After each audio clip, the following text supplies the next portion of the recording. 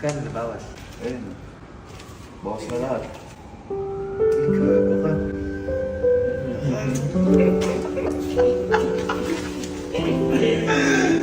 Naiiyak na ako.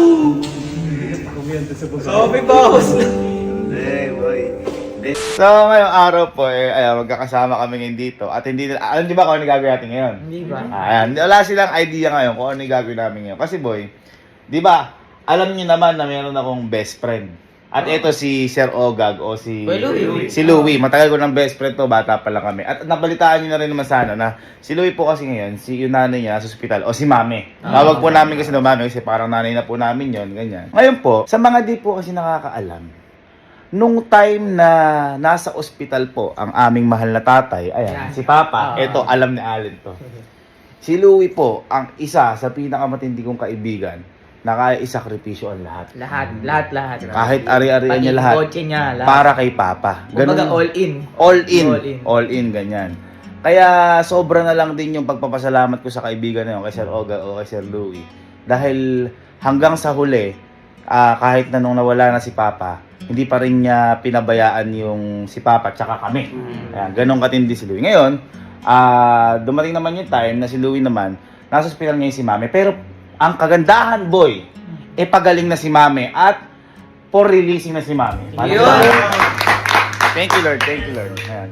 Ngayon, boy, ito ang matindi kasi si Louie naman ngayon parang na-shock kasi, boy, alam naman natin na kapag dating sa hospital bills, hindi natin alam kung gaano kalaki yan o kababa. Pero isa lang ang sigurado ko dyan, malaki yan. Malaki, boy. Kaya ngayon, medyo may problema yung kaibigan ko na yun. Kaya, boy, kanina, tinawagan ko. Nasabi ko, kasi lumabas na yung bills eh. At namumblema siya sa bills na yun. Sabi ko hindi, ito, paparinig ko na lang sa inyo yung tawag. Boy, ayun nga, ang gawin mo muna, boy, ulit, di ba nasa yun yung mga resibo? Kung kung pwedeng asikasuhin yan ng ibang tao na walay resibo, maasikaso doon sa may cashier, wag mo na iwan. Pero kung kailangan yung mga resibo na yan, iwan mo na doon. Ganun yung gawin mo. Kasi ang gagawin mo natin dyan, papasilip natin yan para sa less na discount.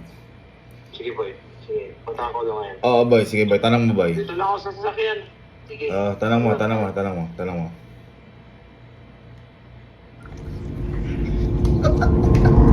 Yan.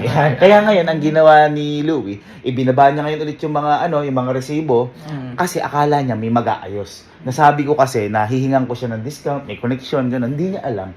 Yung connection na sinasabi ko, ako din yun. Ako din yun. Kumbaga, syempre, napakaliit na bagay na to para bawian si Louie. Tama. Syempre, Tama. what our friends are for if we are 5? Kaya ba ngayon, ang gagawin natin, punta tayo boy sa hospital ngayon, settle natin yung bills ng best friend ko, at saka tingnan natin kung iiyak. kasi kasama magkakaibigan po, kapag umiyak, parang talo. Kasi wala po kasi yung nag-iiyak-iyak sa amin, pinipigil. Siyempre, mga lalaki. Kaya titingnan natin kung mapapaiyak natin ngayon si Louie. At saka kidding aside po, ang magkakaibigan, yan dapat ang nagtutulungan. At dapat mas nandiyan ka sa oras ng mga pangangailangan o kalungkutan, hindi lang sa oras ng kasiyahan. Kaya tara na. Sakto pala, naka-helmet na si Kelsey o motor na Ayun, si Mama. Ito, hindi rin alam ni Mama to. Ma, hindi mo tayo uwi ngayon. Bakit? Pumunta tayo ngayon ng ospital. Kasi di ba nga, na-hospital yung nanay ni Louie. Di may kinawento kasi ko sa kanila kanina, di ba? Naalala mo nung na-hospital si Papa, si Louie, halos all in sa atin lahat. Halos ibibenta yung sakyan, para lang kay Papa. Kaya ngayon si Louie naman parang medyo namumblema ngayon sa bill naman ni Tita. Kaya ngayon, gaganti naman tayo. Di ba, boy? Gaganti naman tayo. At sa'yo lahat kukunin pambayad. Wow! Nandito ngayon si Tita at sila Louie. Pero nandun daw si Louie ngayon sa kwarto nila. Naalala ko pa noon. Lagi din kasi namin yung tinatakbo si Papa. Di ba, Mama? At lagi din, andito si Louie noon kapag may emergency. Kumbaga suki tayo dito eh. Suki kami dito. Lalo kay Papa. Halos araw-araw ang tinatakbo si Papa. Ay, hindi dyan. Ito na, ayun. Yan na nga yun. Mga Hindi ko alam eh. Ito na nga, Alin. Alam ko ma'am, iniwan po dito daw yung mga resibo-resibo po. Bali, nakalabas na po yung patient. Hindi po. Naka-admit po po. Papalabasin ko na po. Bali na din po siya lalabas. Opo. Sesettle ko po muna. Pero huwag niyo muna sasabihin yung surprise kasi ma'am. Ay, okay. Sige. Din lang din po ng gusto. Hintayin po. Dito na po yung sa cashiers. Pero hihintayin po muna namin dito or Cashier na po kami. Antayin po natin yung pinakamaganda. Sige Dito po. po. Naghintay. Sige, ma. Guys, hihintayin lang daw namin bill.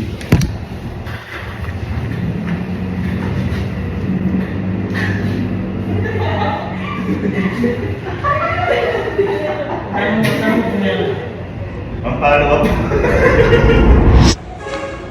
Napalabas natin si madam. Ano yun?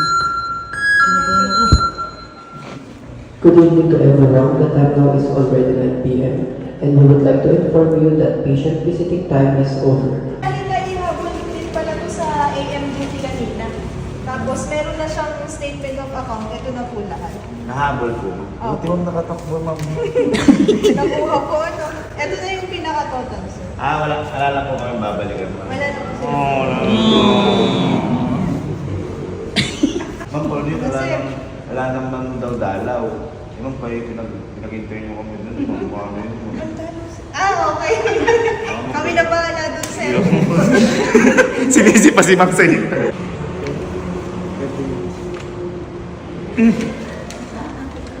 Bakit? Hindi, ayos na. Ayos na yun. Ayos na yun. Hindi nyo dapat kailangan malaman. This is for my best friend. Yes. What is money paper only? I love my best friend. Sige. Wala na pong tawad. Ay! Tumawad sa hospital.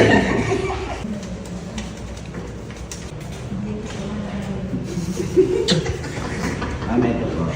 Bilang na. Si mama.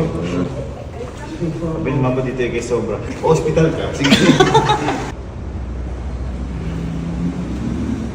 What a friends are for. To good times. To laughter. Avion sa. Uy, teka lang. Ambulansya kasi.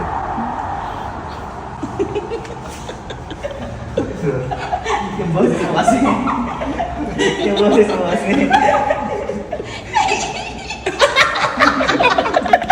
Ambulansya kasi.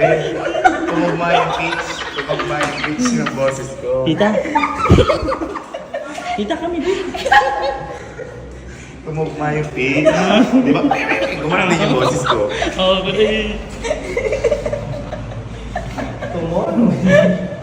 Mama ka. Tawang-tawa. Di ka. Tumatawa lang naman si tita. Hindi ma'am, okay lang. CCR na ba si ma'am?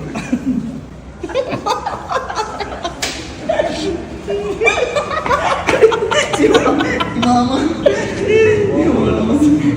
Tita ako din.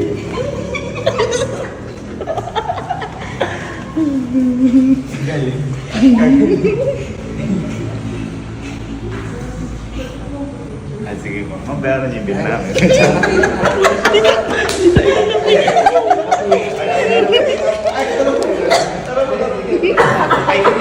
Wait lang ma'am. Nagamitan mo namin.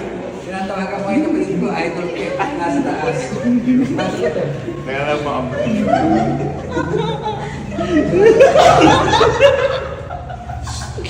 Sige ma'am. Ma'am.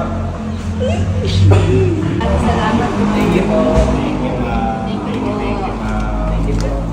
Dito boy, hindi naman ganun sobrang nakakatakot kasi iniisip lang ng mga tao. Uy! Putang ano mo? Grabe ka. Saan po ba yung gawin? Saan gawin? Kakagaw po namin. Boy, boy. Boy, punta ka daw ng nursing ward, yung malapit sa inyo. Nursing ward? Oo. Teka lang. Kamas.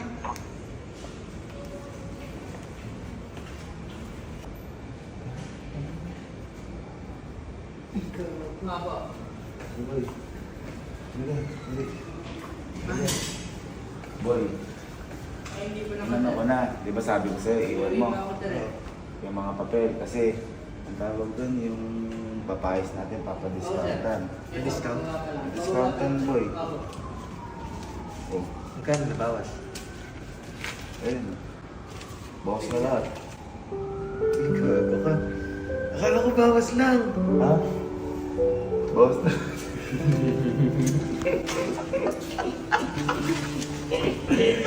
Naiiyak na ako.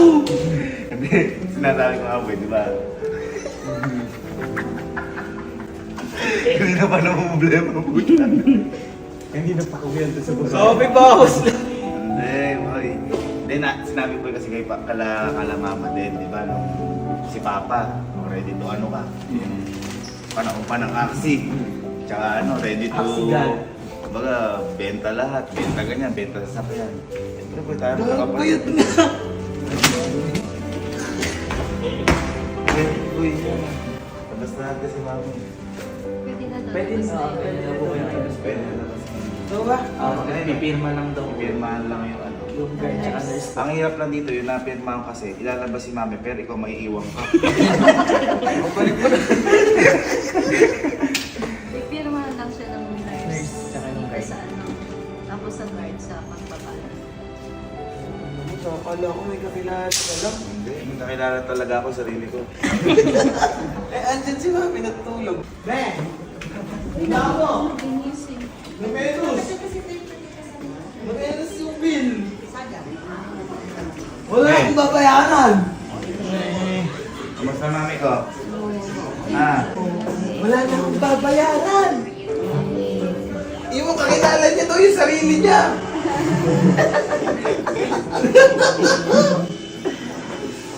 ano ba?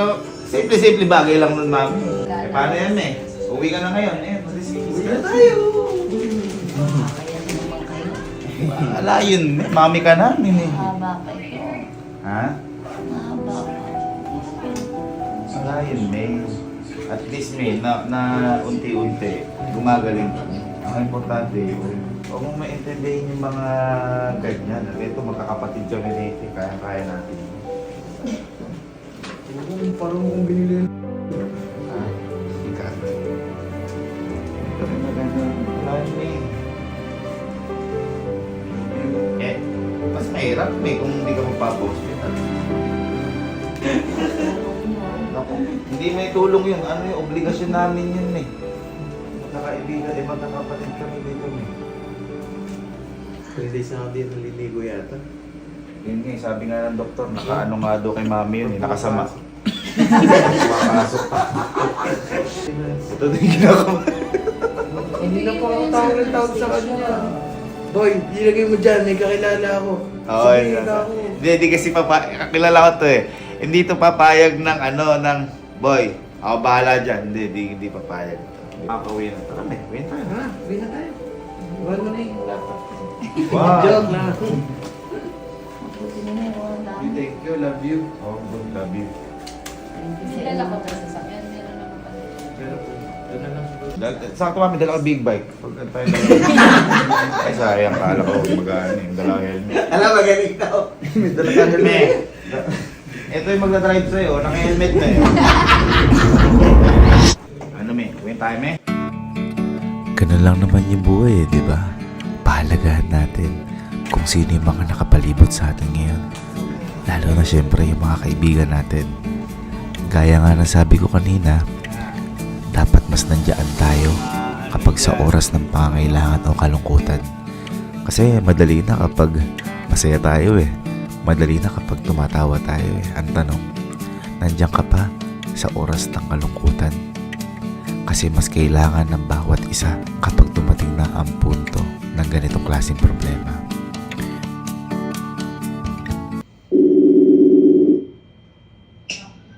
Ma! Abay, akala ko tumatawa ka dahil sa piyok. Ano yung mga kinuha mong pera sa akin sa ospital? Ano? Wala naman di mo naman nakita. May nakita ka ba? Nakita ko, ito ini-edit ko na ngayon. Ang dami mo kinuha. Wala akong kinuha.